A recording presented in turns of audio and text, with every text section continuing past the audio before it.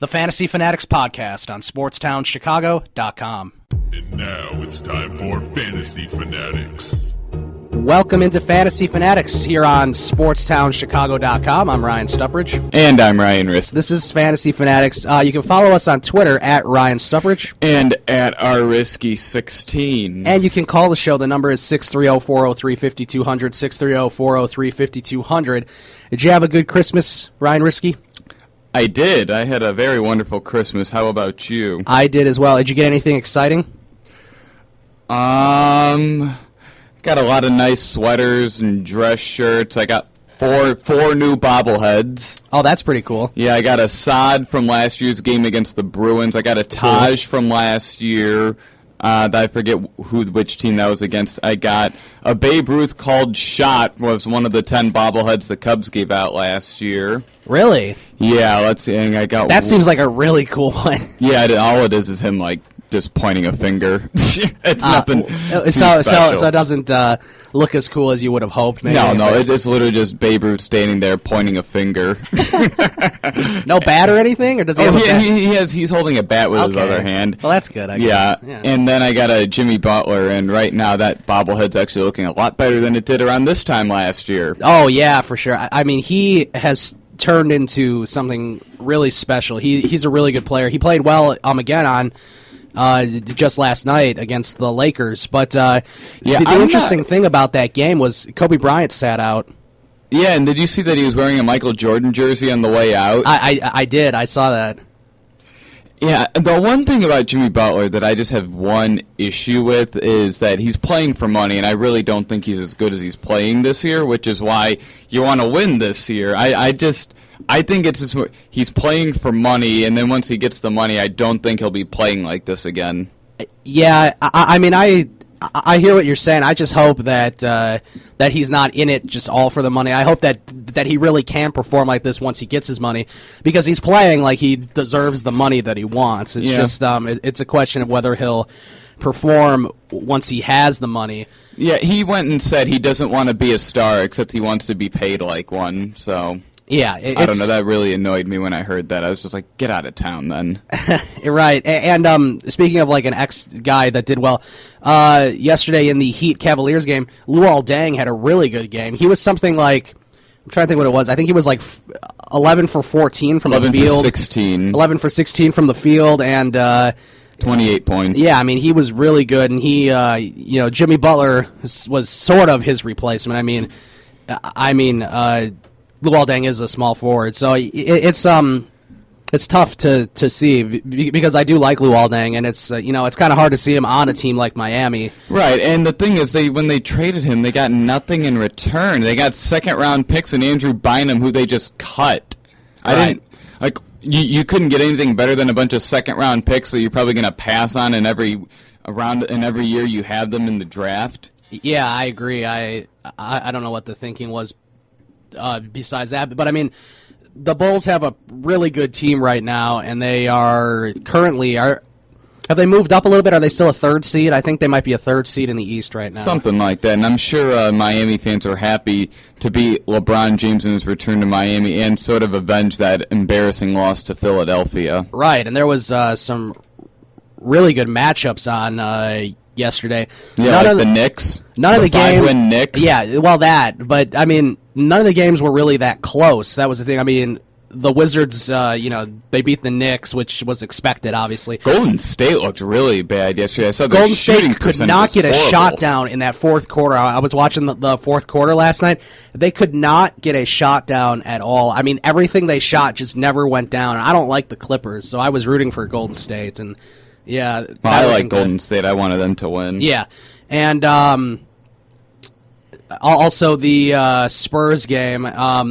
The Spurs did not play very well, especially down the stretch. OKC was able to beat them, and Russell Westbrook did good again. Which... It seems like that OKC is playing better with just Westbrook than they were with Durant and Westbrook. And it's kind of interesting because I feel like when they're together, it's just them. They never use any of the role players. It's either Durant shooting or Westbrook shooting. because they're both kind of ball hogs in their own, in their own sense. Yeah, because it seems like they play better when Westbrook is running the team than Durant. Yeah, and maybe that's something they'll look into. Maybe they're not going to reduce Kevin Durant's minutes per se, but they're going to. But maybe they'll use Russell Westbrook a lot more and just say get the ball to Durant and let him score, because it's kind of tough. Right, yeah, I'm not like sure how Durant's drive ability and his ball handling is, except it seems like Westbrook's almost putting up a triple-double every night, and he was never doing that with Durant. Yeah, he has career numbers through this point of the season right now. He's has career numbers in steals, assists, and rebounds, I think. I saw some points. It seems like he's putting up 30 points, 6 rebounds, 7 assists every night. Well, the thing with him, he's always, he always scores a lot. It's the other stuff that he does that sometimes hurts the team, where he doesn't rebound, or he has a horrible shooting percentage. But he's definitely doing, he's doing really well this year. So I'm happy for him and everything. But yeah, the Bulls now, I think they host the Pelicans tomorrow night, and the Bulls just in the last week were they definitely had a rough stretch where they beat Toronto, they beat Washington in Washington, and they beat the Lakers now, which isn't hard, but they I remember they've definitely beaten a lot of good teams. Yeah, before that Washington game, everyone was saying that the Wizards are probably going to go into this game thinking this is the same team they beat in the playoffs, and I'm just thinking, are you out of your mind? You got Pau Gasol and Nikola Mirotic now. The team that the Wizards beat in the playoffs didn't even have Derrick Rose. That's true. You did not have a true point guard or a good point guard. You didn't have a true scorer on that team. Right. It was like Joakim Noah was trying to do everything, and that fizzled out real quick because he played with a knee injury too. And he had to do that. Right. They pretty much had nobody else, and Jimmy Butler was not playing very well up to that point because he got drained during the regular season. He played tons of minutes. Anyways. That's true. He was not nearly as good then as he is now. He's really improved a lot. He's been the most improved player during the course of, if you look from last season to this season, he's definitely been the most improved. I just think, I don't know if I don't know how good the Cavaliers are going to be down the stretch, because now is sort of the unofficial start to the season, because now you start to get down to where what teams are going to be in it to win it and what teams are going to fall down. Mm-hmm. It's going to be real interesting to see where the Cavs end up, because they're not playing too well. I think they have 3 or 4 more losses than the Bulls do up to this point. Did you see, going on to another note, the Bears, did you see what the Bears did today? I did. They had a contract extension for Roberto Garza, right? Yeah, 1-year extension. I thought he was gone. I thought they were saying goodbye. He's 36. Well, we thought that they would clean house, right? But they're keeping the veteran center. I thought they were just going to re-sign De La Puente since he did a good job. I remember that game against New Orleans. Garza, when on that one play, Garza got sacked with Cutler. The defensive lineman. It was a double sack, defensive lineman took down Garza and Cutler with one hand. Wow. I think I know the play you're talking about. You were there live to see it, which was unfortunate. Yeah, I was actually kind of shocked. I thought they'd look elsewhere for another center. Maybe. Is this see? And the interesting thing about this is, did Phil Emery do this? Obviously he was part of this, deal. This is Phil Emery. Yeah, so it's going to be interesting. Is Phil Emery staying? Is he going? I still assume that he's probably out the door, but I don't know. Is he's just doing these little things, before he gets let go? Yeah, or maybe he was not getting fired at the end of the year. Which would not be the best thing, possibly. I don't know. I know Mark Trestman is gone. Well, I guess we don't know Mark Trestman is gone. We know for sure that Mel Tucker and Joe DeCamillis are gone. You'd like to think. Mark Trestman should be fired shortly after them, I would think. The entire coaching staff deserves to be fired the second after the final tick ends at the end of the Vikings game. Yeah, maybe they'll fire them in Minnesota. During the press conference, Phil Emery just comes up, he's like, yeah, well, Mark Trestman's not going to be talking to you guys today because I just fired him. So I would love if he did that. That'd be really funny. Usually the firings go down on Black Monday, except I'm calling it Good Monday for Bears fans. Yeah, it's going to be a bright and sunny Monday. up at Hallis Hall if they do end up doing that, because it'll make a lot of people happy. It'll make the Bears fans happy. It'll make us happy. Right. So now you wonder if Emery has been informed that that he's going to get at least one more season, because you wouldn't think that he's just going to go and re-sign a guy that a new GM probably would just let go.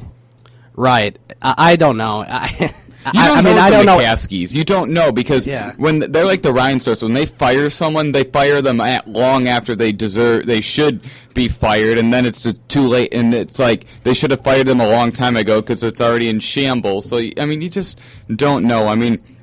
It's not the McCaskey way to fire someone with 2 years left on their deal. That's true. I'm not sure why they did this Roberto Garza signing now.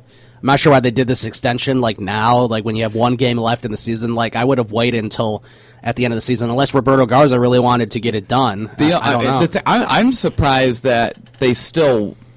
I thought Garza was gone because he's going to be 36, and I didn't think he played very well this year.